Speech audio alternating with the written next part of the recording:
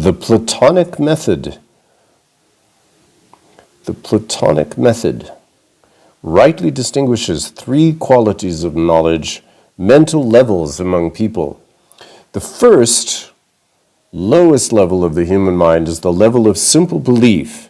Belief premised on popular mythologies and prejudices and on the state of ignorance concerning individual experience, otherwise known as common sense. The second, next higher level of knowledge is equivalent to the condition of understanding defined by Immanuel Kant, the mere understanding. Persons at this level have consistent knowledge of the ostensibly lawful features of practice in certain various categories of human practice in general. This is a condition corresponding to the lowest level of what may be termed scientific knowledge. Such persons do not know why such categories exist, or how or why the ostensibly lawful principles appropriate to such categories are determined. They have merely practical knowledge of consistent cause and effect features of practice in those categories of experience in which they have been educated. The third, highest level of human knowledge is reason, otherwise termed Plato's Socratic reason. It is only on this level that truth can be efficiently comprehended. The knowledge of the two lower levels is necessarily mythological, false, or as Spinoza specifies, fictitious.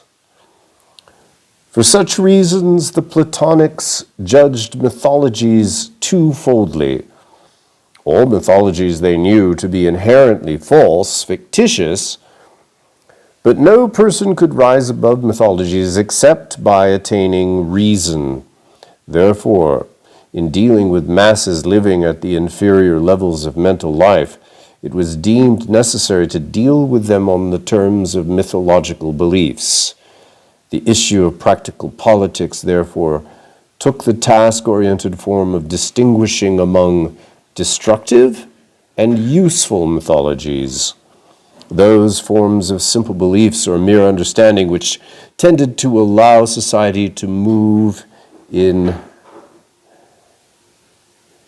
directions otherwise required by reason were deemed the tolerable class of mythologies. Those other mythologies which tended toward evil consequences were evil beliefs, which must be fought accordingly. Let's go back here. Three levels of human consciousness. Simple belief is the level of individual judgment defectively based on narrow experience and informed chiefly by prejudices and mythologies corresponding to the man or woman born of Christian doctrine and the image of donkeyness common in the Renaissance. It was illustrated by Renaissance humanist artist Albrecht Dürer in his Offer of Love, 1495. Understanding is the level of judgment which comprehends fixed categories of scientific knowledge corresponding to Christianity's enlightened state of knowledge affected by the Holy Spirit, logos, illustrated by a Dürer woodcut showing two artists studying perspective from his 1525 treatise on measurement. And then we have the last.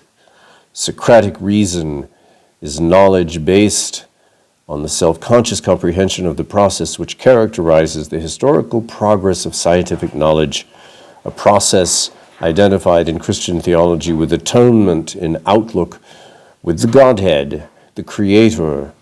The humanist Dürer depicted this level of mentation in his 1514 print, Saint Jerome in his Study.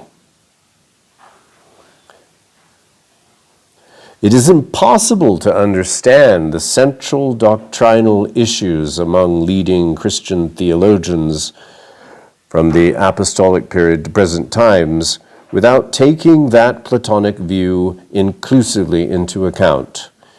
These theologians have been concerned for themselves and for determination of policy with the issues of truth according to reason.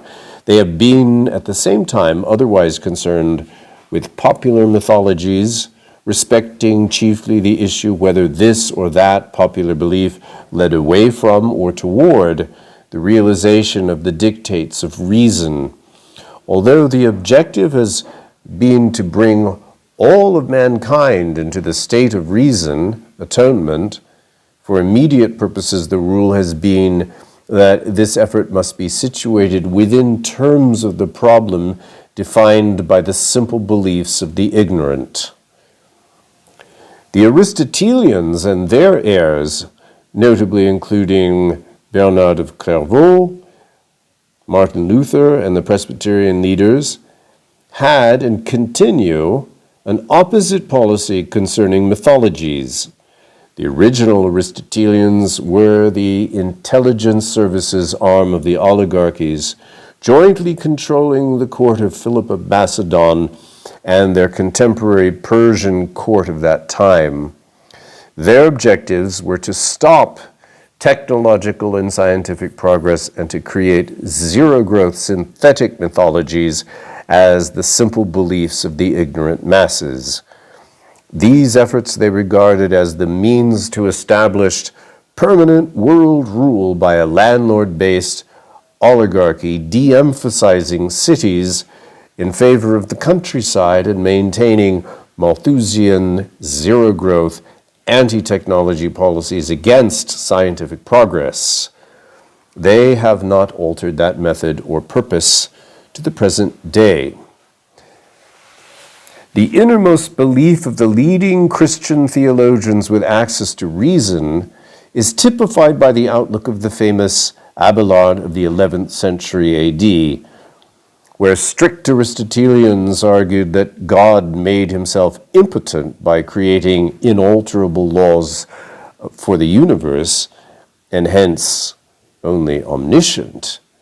Abelard defined the function of man's existence according to reason to be the helper of God in the continuing work of creation. Abelard located lawfulness in the lawfulness governing the ordering of continued creation. The exact opposite position was classically argued by the 12th century Bernard of Clairvaux, a point of importance we shall cover in the course of this report. The outer limits of Marxism. Although Karl Marx made some genuine and important additions to human knowledge in general, Marx never succeeded in becoming part of the knowledgeable inner elite. His doctrine has a collateral but no fundamental place within the secret knowledge of the elites. That's probably because his knowledge was a derivative of this inner knowledge, which the source of Marx's understanding came from the British oligarch David Urquhart, who was at one time the British ambassador to the Ottoman Empire and was one of Palmerston's most important, henchmen, along with Napoleon III and Giuseppe Mazzini. And Marx had originally worked for David Urquhart. David Urquhart had a publication, newspaper, and these ideas of materialism originally, which I think he calls dialectical materialism, comes from David Urquhart, and then is passed down through the Fabian Society and that milieu. So derivative and probably very craftily, consciously omitting those things which would be giving too much away. Therefore, we have here not fundamental. His doctrine has a collateral, but no fundamental place within the secret knowledge of the elites, which, while he was useful, and he was certainly an extremely useful agent, whether witting or not, of the British oligarchy, he served a purpose. So anyone who serves a purpose in the scheme of the British Empire doesn't have access and does not represent, is not allowed to make too widely known the deeper inner secrets, right? Marx wrote that all history is the history of class struggles. To the extent that this is partially true as a matter of description, it is otherwise so misleading as to be false as a guide for practice. Marx also wrote that the principal achievement of the emergence of industrial, urban-centered capitalist development was to end the rule of society by, quote, the idiocy of rural life. The latter observation touches upon the secret knowledge of the elite, whereas the maxim cited before does not. Marx also bent, unfortunately, toward the view that the essential positive struggle of the human intellect was toward materialism, but away from idealism. That latter view of Marx's is not only nonsensical, but prevented Marx from turning in the directions in which he might have discovered the secret knowledge he sought. Whether or not he actually sought it is a different matter. He seems to be quite self-satisfied in his dogma. The true primary determinants of the course of human history are expressed in the most concentrated form in the factional issue between the factions of Plato and Aristotle during the 4th century BC. All preceding and subsequent history is properly understood from that standpoint of conceptual reference, as we've already indicated and we shall show in this report. The partial truth buried under Marx's misunderstanding of the class struggle, a partial truth to which Marx himself was happily close for his practice, is that the progress of humanity has been accomplished through the instrumentality of those social forces which, as social classes, have been oriented toward urban-centered technological, scientific, and related cultural progress. So far, Marx, like Lenin's Chernyshevsky, was correct. However, that is an incomplete picture. As Plato emphasized, the moving of the potentially positive social forces, e.g. positive social classes, has always depended upon the initiating role of a Platonic or Neoplatonic intelligentsia, an intelligentsia which, in every age, has been activated by the seminal influence of a great universal thinker. In today's preceding European history, Gottfried Wilhelm von Leibniz was the last such universal intellect. It is notable that Lenin's successful practice was governed by an approximation of the indicated principles. Marx, unlike Leibniz, proceeded in ignorance of the secret knowledge of the Neoplatonic elite, and so Marx developed his important contributions to knowledge in a flawed, one-sided way. At points, Marx did come close to the secret knowledge, notably in his thesis on Feuerbach and in the first section, Feuerbach, of the German ideology. He touched upon the kernel of Neoplatonic knowledge. Had he not clung obstinately to certain important elements of black Guelph mythology, which was no accident, he had that patronage to consider, his further development would have followed a much superior course.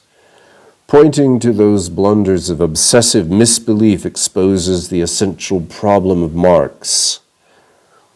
Marx's simplistic misconception of the class struggle in history and his pathetic view of materialism versus idealism are essentially derivative of his acceptance of the myth certified as history through the broad influence of the Black Guelph, London-centered faction.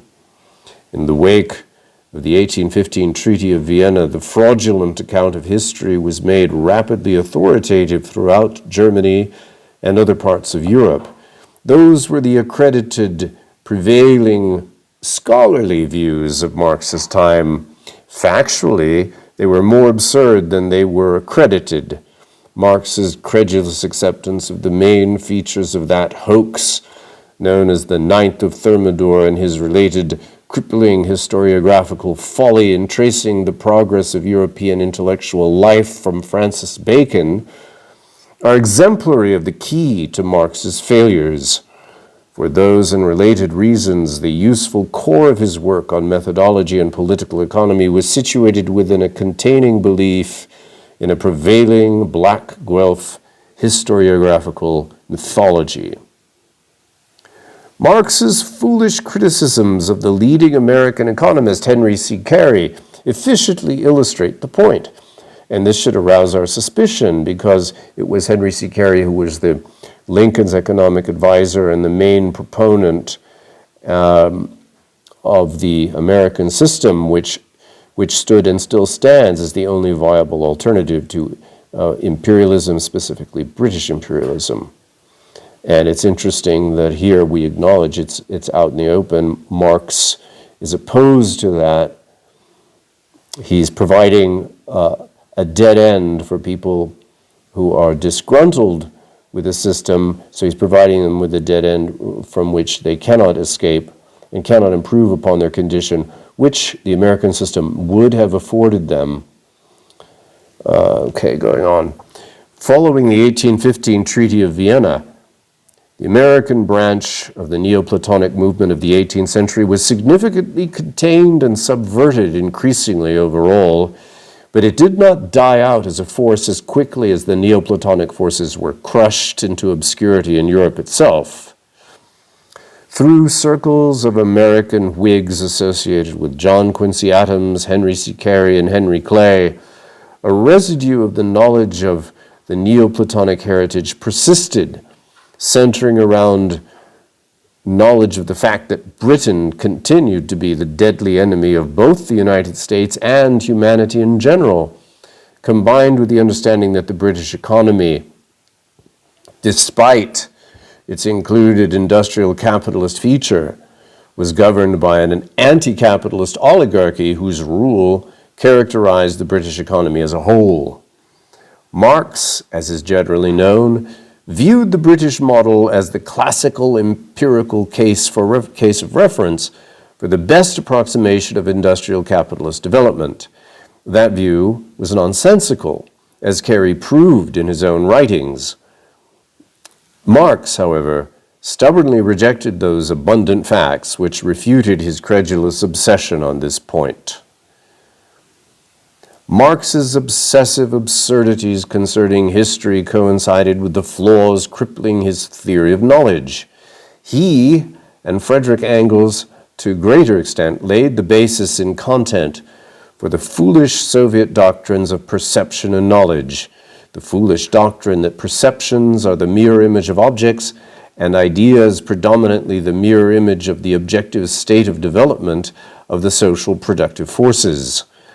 This blunder is connected to Marx's ignorant overestimation of Francis Bacon and the 18th century French materialists, as well as his incorporation of a total misrepresentation of European history up through the Treaty of Vienna. Our special competence. The time for tolerating the rule by fallacious doctrines of historiography has ended. The survival of the species demands a revival of the secret knowledge of the Neoplatonic elite. That knowledge must not only be revived as we do here, but must be situated within and updated by appropriate terms of modern scientific knowledge. The writer and his associates have come to this present state of knowledge fortunately, but not by accident.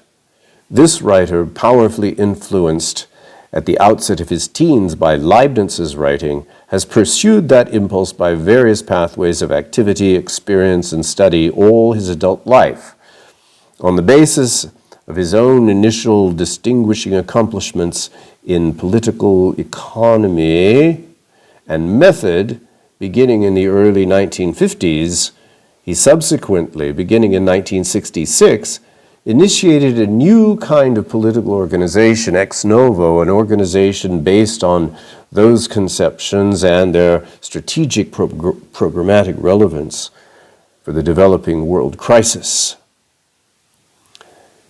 Since early 1968, that organization has been in escalating direct conflict with British intelligence networks.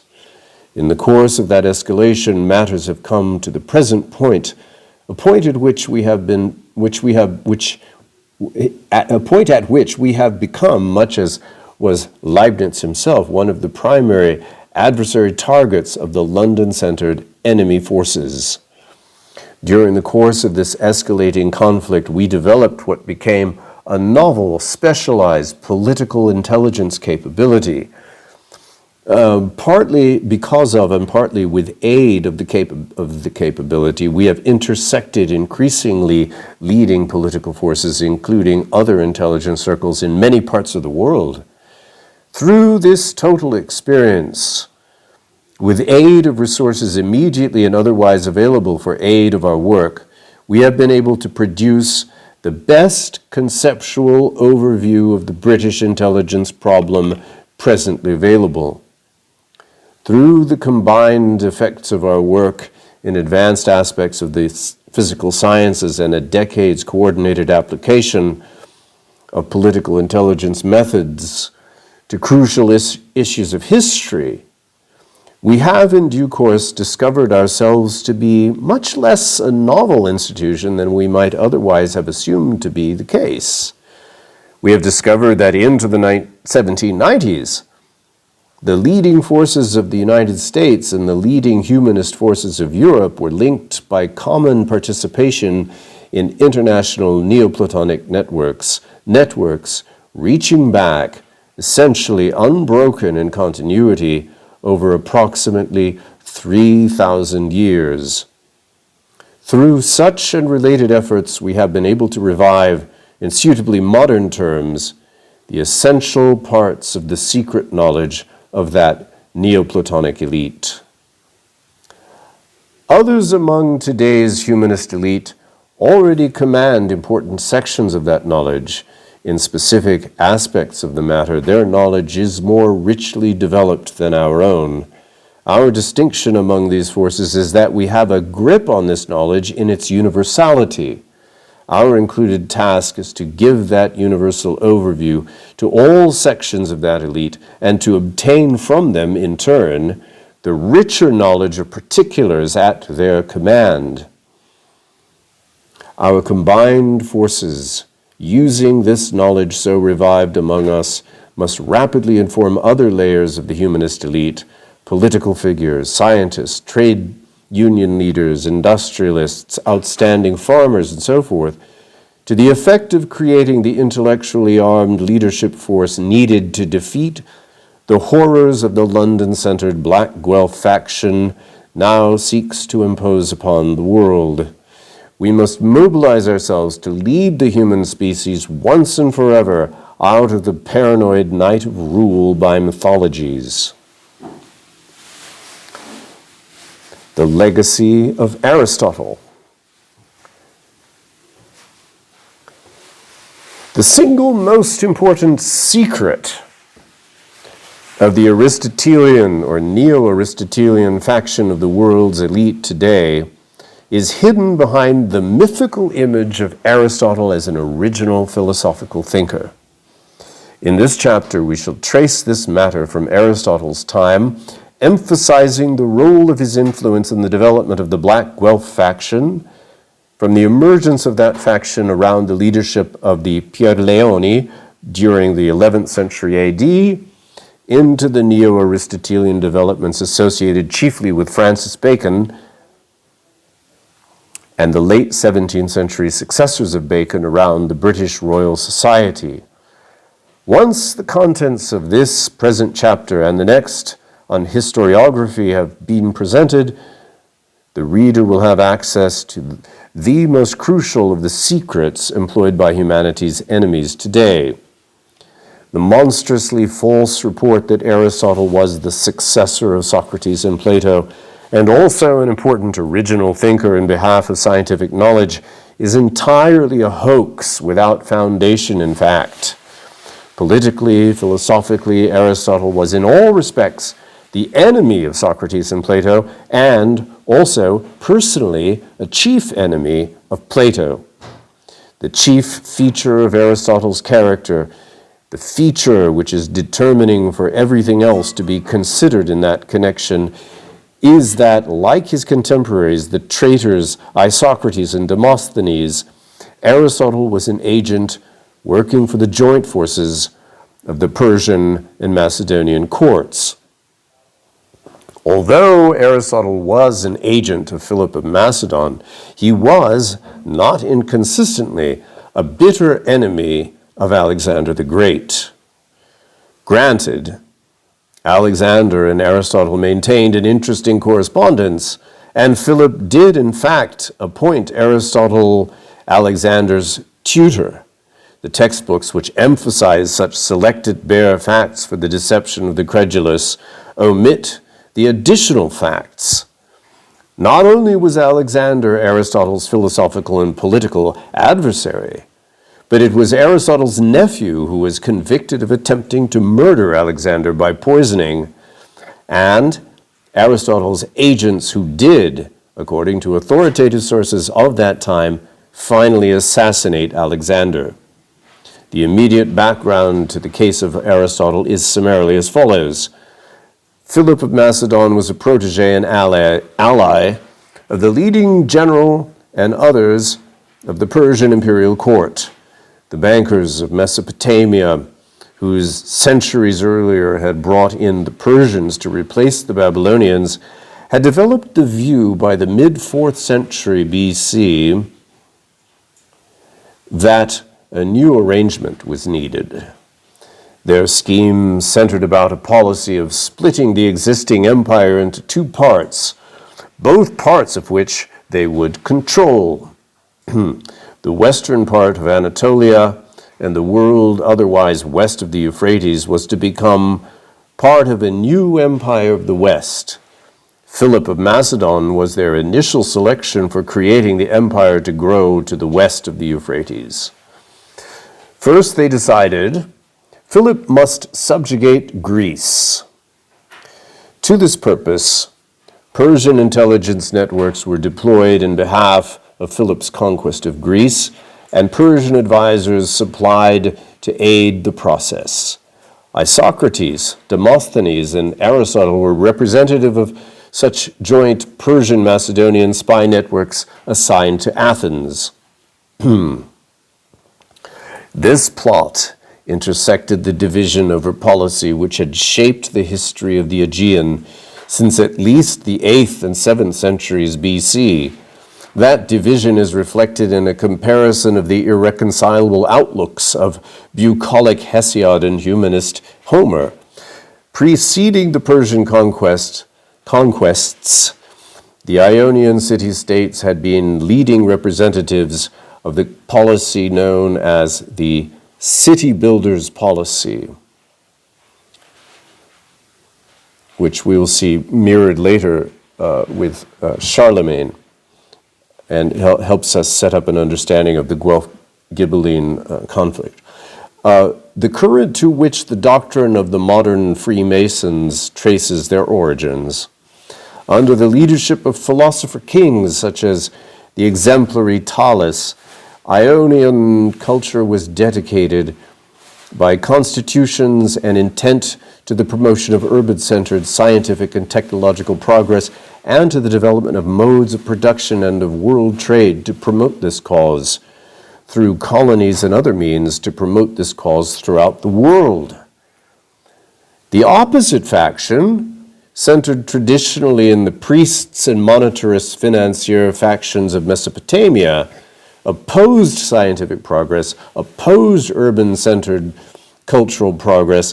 They proposed a zero-growth anti-technology policy and the rule of society universally by a rural-centered, landlordism-based aristocracy, an oligarchy allied to monetarist financier circles. which is the model today for this faction, which we see parading themselves at Davos every year. This division was already an old one by the 8th into 7th century BC. As early as the middle of the 3rd millennium BC, powerful city-states committed to urban-centered technological progress and world trade promotion existed. Prior to the fall of the Phoenician center of Tyre at the hands of the Persians' Mesopotamian predecessors, Phoenician culture had been over centuries a notable Eastern Mediterranean base for city builders' policies and culture. After the conquest of Tyre, the Phoenicians' resources had been turned largely into instruments of Babylonian zero-growth policies. I think this has to do with the Babylonian money magic theme. During this period, the political center of humanism in the Eastern Mediterranean region had shifted to Ionia and adjoining Lydia. With the Persian subjugation of Lydia and Ionia, the center of humanist command among Greek-speaking peoples shifted to Athens. However, Athens was never homogeneously a humanist city.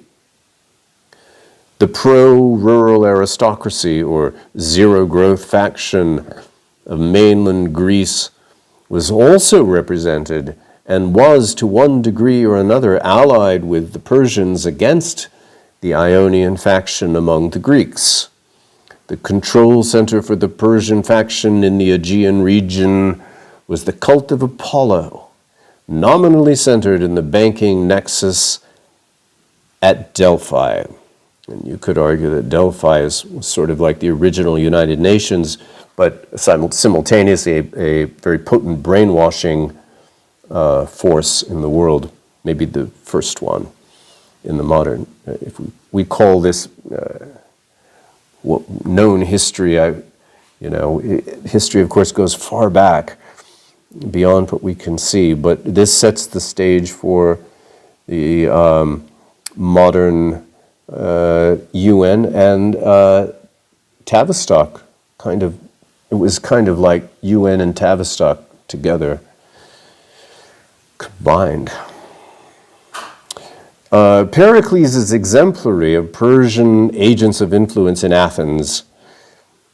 He may not have favored the Persian conquest of mainland Greece, but he did make every effort to ensure Persian subjugation of the Ionian cities and launched the WPA project associated with his improvements of the Acropolis as an anti-humanist economic policy. Alcibiades is another case of a Persian agent of influence. The zero-growth doctrine of Isocrates, the efforts of Macedonian paid agent Demosthenes to aid Philip of Macedon in securing the desired war with Athens, and the spying and other black operations of Aristotle carried the tradition of the anti-humanist faction in Athens to its lawful extremes in degradation. The cult of Apollo at Delphi, or Delphi, is crucial. During the course of Persian campaigns against the Greeks and Lydians, the cult of Apollo is known conclusively to have run at least 7 major operations in behalf of the Persians, including delaying the departure of Spartan forces to Marathon. The cult of Apollo should not be viewed as merely a curious institution of that period. It was on the one side the key monetarist financial institution of that world. On the other side, it deployed 2 cults as covers for its intelligence operations as such.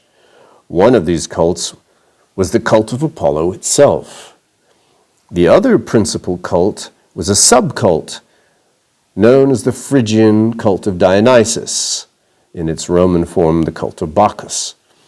British intelligence services as a whole, at the present date, represent essentially a continuation of that cult and its characteristic methods and techniques. Aristotle and his Peripatetics were agents of that cult into Roman times, both as official Ptolemaic debt collectors of the cult's financial operations and as the controllers of the cult and its Dionysian offshoots. Not only is British intelligence today collectively a continuation of that cult, but it is the mastery and replication of the methods and techniques of that cult which represent the innermost secrets of British intelligence services. And we shouldn't forget that in its nascent period, British intelligence was tutored by the Venetians directly, picked up the methods and learned well from the Venetian oligarchs, who are still, I think, today unmatched. And they may even maintain an intelligence service which I sometimes think might be the most formidable one, flying well under the radar, but comprising maybe all the important intelligence networks. That's just my hypothesis. Going on. Before returning to the case of Alexander, we glance forward from the time of Alexander's death toward modern times to afford the reader some sense of the importance of the cult of Apollo in ancient through modern history. The cult of Apollo was not only an established institution in the Roman Republic, but that institution managed the history of Rome down to the miserable end of the empire. It was for this reason that Rome's only contribution to human culture was the military system, which Rome perfected in the aftermath of the Punic Wars. Roman law was, and is, this is fascinating to me, Roman law was and is a hideous anti-humanist concoction explicitly following the specifications of the cult of Apollo as explicated by Aristotle et al. The Roman aristocracy was promoted by the cult of Apollo as an expression of the Persian model doctrine of the court of Philip of Macedon. The fall of the Roman Republic was the result of the cult of Apollo's placing its chips on the Marian faction, Caesar, and developing a Dionysian cult among the Roman plebeians in Rome to provide Caesar with the same organization of a social base of power as the later Mussolini and Hitler. So the aristocracy was, with this inner knowledge, capable of supplying from its deep historical understanding the template for fascism later in the 20th century. After the assassination of Alexander by Aristotle's agents, a humanist republic was established in Athens by a general who was otherwise one of Alexander's closest supporters. The Peripatetics were kicked out of Athens at that point and moved their center of operations, lock, stock, and library, to the Egypt of Alexander's enemy, Ptolemy. There they created the exotic synthetic cults of Egypt, e.g., the Isis-Osiris cult, translated the Old Testament into waterfront brothel Greek, and enjoyed management fees as debt collectors of the cult of Apollo's financial operations. Acting through their branch at Rome, the Ptolemean head office of the peripatetic cult secured the movement of the Roman legions into mainland Greece to destroy the last vestiges of Ionian political rule there. The visits of Julius Caesar and Mark Antony to Cleopatra's Egypt fall under the same category of significance. During the last decade of the 18th century, British intelligence services deployed agents Danton and Marat into Paris, organizing a rabble from among lumpenized peasant vagabonds drawn into Paris as elements of a Dionysian cult, down to the detail of Phrygian caps. So the Jacobin hordes perfected as an intelligence operation which today survives most recently in the form of, well, we could say, whatever your political views are, clearly the burning of Tesla cars. Before that, Antifa, Black Lives Matter, synthetic, deceptive, the battering rams of a hidden high financier oligarch class, in the more modern context centered in Geneva. British intelligence's creation of fascism in Italy and Weimar Germany, the more recent development of the rock drug counterculture, the Maoist organizations, international terrorism, and the zero-growth environmentalism are a replication of the same method and techniques used by the ancient cult of Apollo in managing its Phrygian cult of Dionysus in the Aegean littoral. The promotion of Roman law in 18th century France was centered around British intelligence protege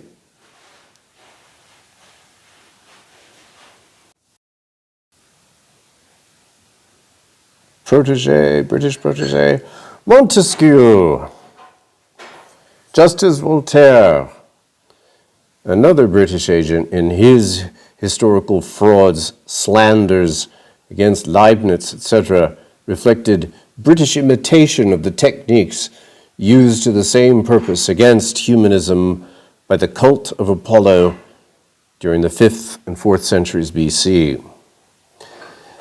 The technology of culture has changed profoundly since the 4th century BC. The essential methods and techniques of the cult of Apollo and its continuation at Oxford and Cambridge have not altered in a single essential feature. The objectives, the policies, the methods remain essentially the same. During the middle 4th century BC, the influence of the Ionian faction in Athens centered around the work of Socrates and Plato. The Academy of Athens was no mere teaching institution, nor was Plato's decade of occupation with the Republic project for Syracuse exceptional in principle. The Republic. The participants in the Academy at Athens were drawn from all areas of Greek influence in the Mediterranean. The regular work of the Academy included the development of constitutional forms of government for the nations of that culture. One of Aristotle's chief assignments as a Macedonian Persian spy in Athens was his participation in the destruction of the Academy. The earlier judicial murder of Socrates was no eccentric, autochthonous affair of Athenian internal life. Aristotle's other duties were principally those of a spy for Philip of Macedon's interest, a duty which he and other peripatetic agents of the cult of Apollo performed in various places. On the basis of Aristotle's demonstrated deep, one should say abysmal, commitments and skills as an enemy of the human species, his patrons assigned him to various locations. In addition to his services as a spy and assassin, he played the leading role in the literary activities for which the peripatetics are ordinarily reputed. However, contrary to what is believed by the credulous and taught by both hoaxsters and fools, Aristotle was not engaged in the progress of knowledge. The literary activities of the peripatetics were chiefly dedicated to a scheme for eliminating the influence of scientific method from civilization. The technique employed to that malignant purpose was one which post-1670 Europe could justly term encyclopedic. The doctrines of all existing branches of knowledge were rewritten with the additional distinction of being recodified in such a fashion as to eliminate, as far as possible, all trace of the scientific method and to mystify the origins of existing knowledge in this and related ways. Aristotle, like other members of the peripatetic, was assigned to various locations. In each location, he or others would take down a section of the existing body of knowledge from some relevant source authority and would then proceed to recodify that information according to the doctrine of the cult of Apollo. This was exactly the technique employed initially under the coordinating supervision of John Locke to develop the British Royal Society and launch the Scottish Encyclopaedia Britannica. It is now documented that Isaac Newton made not a single original useful contribution to scientific knowledge. In fact, he was almost fully occupied with his efforts to master black magic, as the surviving archives show him to have been actually engaged at the time his associates later fraudulently alleged him to have developed his calculus. Insofar as Newton and Boyle drew their materials from English sources, this involved not only appropriating as their own work of Wallace and Barrow, but shamelessly and repeatedly plagiarizing the work of Hooke. Newton's physics was, in the main, obtained through Hooke's completing the mathematization of the discoveries already completed by William Gilbert, Kepler, and Galileo, and adding in the discovery inertia contributed by Gottfried Leibniz. Leibniz and Huygens were among the contemporaries most frequently plagiarized by the Royal Society during that period. Rightly could Newton inscribe his Principia, hypothesis is not necessary. What need is a plagiarist of hypothesis? However, the slogan hypothesis is not necessary has another significance. Like Aristotle's Peripatetics, the purpose of the Royal Society's circulation of scientific works was to eliminate scientific progress by outlawing the principle of rigorously formulated crucial hypothesis, ritually denounced as metaphysics, in favor of that banalizing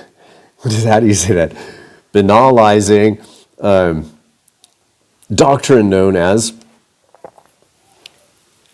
the principle of the inductive sciences. Such anti-scientific literary undertakings aside, the principal empirical pursuit of the peripatetics in matters of knowledge was the subject of botany.